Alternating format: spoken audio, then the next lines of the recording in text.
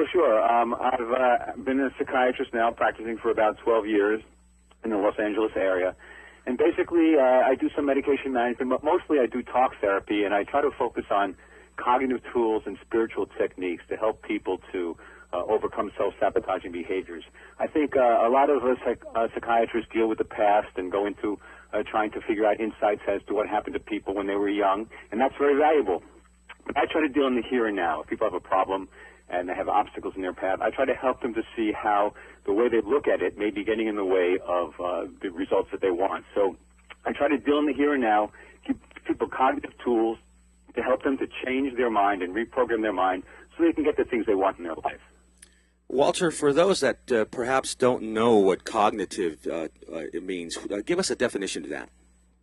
Well, basically, it's the idea of just having thoughts in your mind that then generate behaviors and actions. So, if you look at somebody and they're frowning, and you have the thought that, whoa, geez, maybe they don't like me, and then you start to get depressed or anxious, and then you start doing behaviors that reflect that depression and anxiety, you're often running on an imagination, on basically a distorted perception. You don't really know that that's how people feel.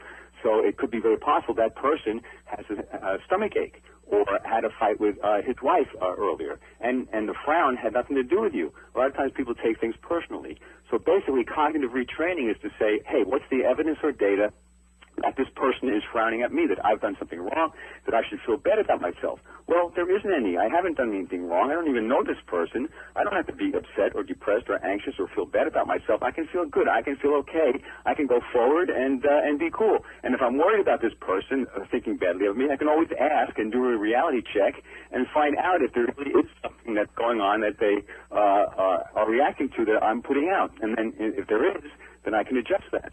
So cognitive therapy is basically changing your mind, training your mind to look at the evidence or data so that you don't fool yourself into thinking one thing and then going off on a very negative, pessimistic, and self-destructive path.